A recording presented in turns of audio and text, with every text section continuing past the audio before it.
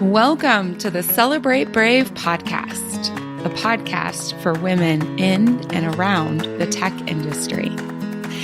Every week, we dive into the conversations, frameworks, and best practices to help you stress less, work less, and earn a lot more.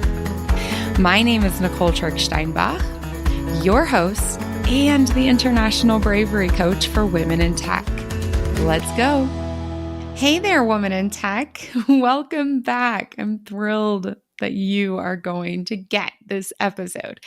This is an audience question episode. The question this week is, how do I keep going after a loss? This question actually came with a really specific story, but it's valuable for everybody. So this person had been interviewing for their dream job. They sped through the screening call, the first conversation, the second conversation. They even went through a panel where they presented, and they were in the finalist, and the other finalist got the job. And it was really crushing to this woman. And I understand why. This was her dream job. She'd been looking for a couple of years. She is employed, but she wants to grow. And this is my answer to how you keep going, because we all experience loss. We try and we fail. We try, we succeed, then we fail. We all have these experiences. So how do you keep going? Well, the first part is you allow the emotion.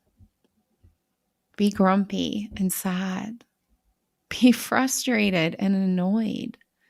Stamp your feet. Whine. Complain. Moan and groan. Allow the feelings. You wanted something. You were so brave, and you allowed yourself to want something, and it didn't work out. There are no good emotions. There are no bad emotions. There are just emotions. So give yourself permission and allow the emotions. Be brave enough to experience whatever it is you need to experience. The second part, and you don't rush through the first part, okay? You take your time. You know, the woman who wrote this to me, we ended up in a little bit of an exchange, and she had spent 6 weeks interviewing for this position. 6 weeks. Why should she be over it in 6 minutes or 6 hours or 6 days? Don't rush through it. Give yourself permission. Allow the emotion. All right, the second part. Whew, and this sounds really, really hard. Trust. Trust that everything you lose really is an experience, a path to what you really, really deserve. I'm going to share an extreme example, and then I'm going to share another less extreme example. But I really want you to feel the extremity of the first example.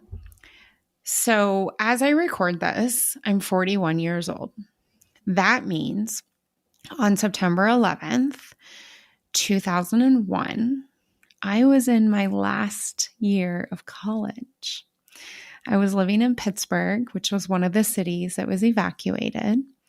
The final plane crashed in a field in the middle of Pennsylvania, but we didn't know that at the time. There was a person I knew, a person that I got to know really well, that I still treasure. And for this person's confidentiality, for their privacy, I'm not going to go into every detail. But here's what I am going to tell you. They grew up with the World Trade Centers. They saw it from their community, always. This person has a number of siblings. And on that day, for those of you who are not American, who are very young, what happened is a number of international global terrorists utilized their flight training to hijack commercial airplanes, and then they crashed them, one into each of the two towers for the then World Trade Center, which was identified with globalism and capitalism. The other plane was crashed into the Pentagon, which symbolizes military strength, war. And the fourth one, as I mentioned, crashed in a field in Pennsylvania. On this day, this person in my life, their siblings were scheduled to be in the World Trade Center. I think two of them had a meeting. One of them had a job interview, I believe. And the other one, that was her workplace. And for about 24 hours, this person's mother didn't know where any of her children were. The cell towers had gone down. Most of them were on top of the World Trade Center. Both of them collapsed, the columns. And people were panicked. Of course, that which was left was either reserved for emergency personnel or it was completely overflooded. Here's what happened. All of the siblings survived. The one in Pittsburgh survived. We were always safe. We just didn't know it for a couple of hours, but it was really hard to make calls to New York.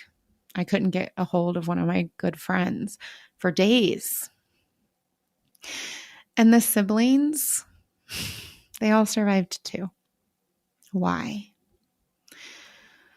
Well, one of them woke up to a very annoying voicemail message that said, "Hey, I've decided at this last minute, it's really not worth us all meeting in Manhattan. Drive on down to the other side of New Jersey. Let's meet there." This sibling was so frustrated. I had an entire day planned on being in Manhattan and had to reschedule everything. So they didn't go to Manhattan. The other one missed their public transport, was so frustrated. They were late again. So they didn't make it to the World Trade Center. It was already crumbling before they could. The other one got stuck in a massive traffic jam, ended up driving into the city in a different way, and was so frazzled. She was far away when the buildings crumbled. And the last one, she was in the building.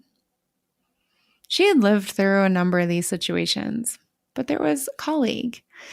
And this colleague had not. And this colleague was, quote, "We thought she was overreacting." So a few of the colleagues decided, you know what, we'll just go down with her. Those colleagues escaped. Every single one of those siblings dealt with a failure. Traffic, missed public transport, meeting got shifted again, had to stop their work to take care of this colleague. Every single one of them. And those obstacles, those failures, those annoyances, those tries that aren't working out, now every single time that I am inconvenienced in some way, delayed in some way, I remind myself to trust.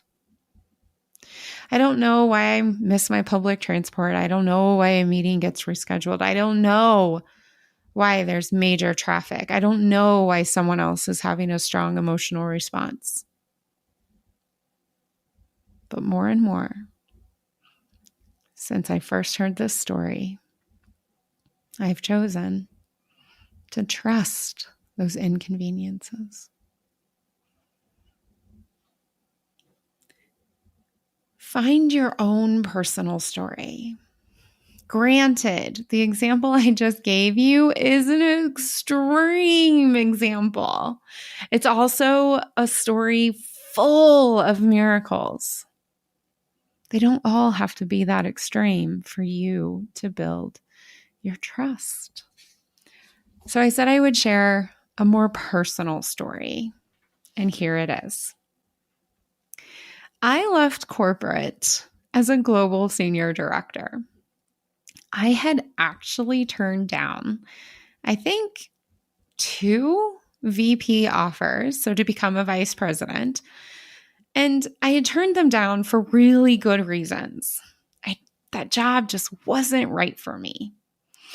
Long story short, by the time I went through all of this, I realized that just the role of VP wasn't what I wanted to do. I love working directly with people as well as large-scale projects. There's nothing wrong with being a VP. I'm very proud of my clients who become VPs and grow above VPs. I have friends who have been VPs or are VPs. It just wasn't right for me. But at this moment in time, I had already rejected, I think it was 2 VP positions when I discovered a VP position was available and it looked like the role for me. It was almost written exactly for me and my ambitions. Yeah, okay, I'd have to do more budgetary work, have to do some more compliance work. But other than that, it was my job. So I went in full speed. I knew this job was me. I knew this job was mine. It was 100%. It was slam dunk. Now, of course, I had to interview for it. And we were all so clear I was the right candidate. So imagine my shock when I was not the right candidate. Discover my shock when I answered the phone and the voice told me, this is going to be really hard to hear. We've chosen the other candidate. I knew the other candidate. That other candidate is fine. It's actually quite good. And I'm great. All the things they said that they were looking for, I had the experience. I had the personality. This other person, they had experience and a personality that it just didn't make sense. And it was heartbreaking. And I was so pissed. I was so angry. It took me weeks to be able to mean when I said, for some reason, it must be the right thing. It took me weeks of anger and disappointment and confusion to understand that I could still trust.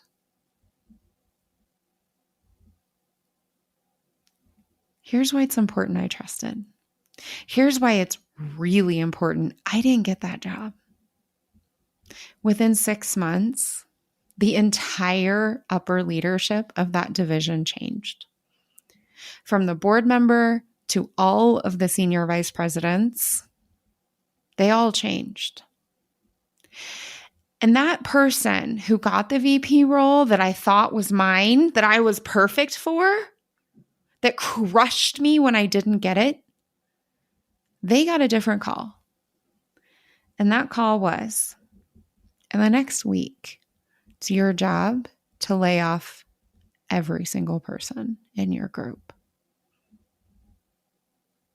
If I had gotten that job, I would have had the obligation to lay off every single person. I would have spent a week with back-to-back meetings describing to every single person, there's been a strategy change. This role is no longer a part of the future.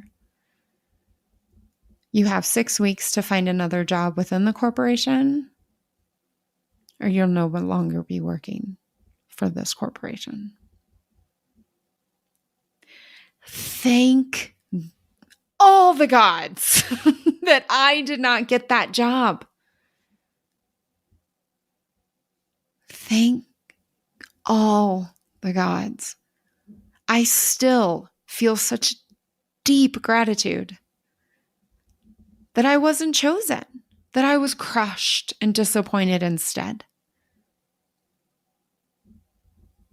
I actually ended up offering my support to the person who did get that job, to coach them, to listen, to honestly just be a person that they weren't laying off.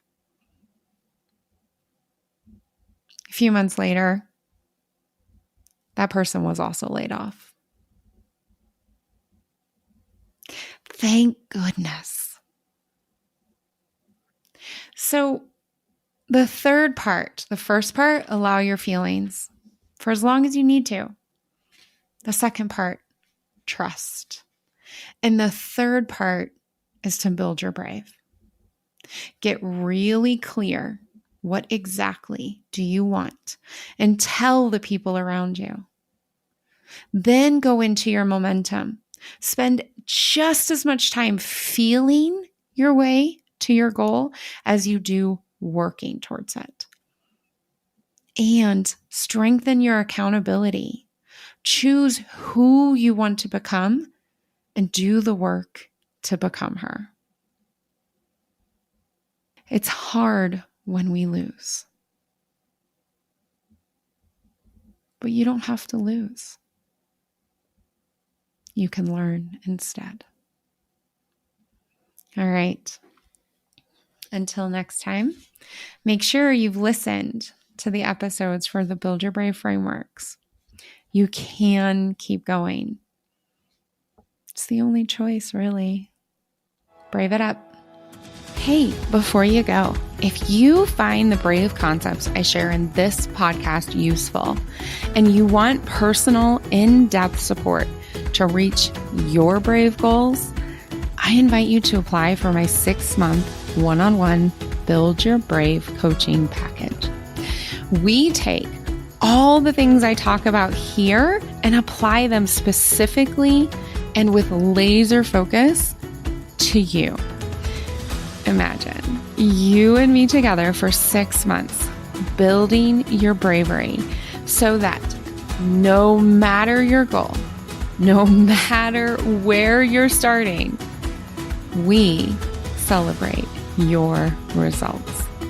I coach you and I teach you everything you need to know to get clear, get going, and become your brave you.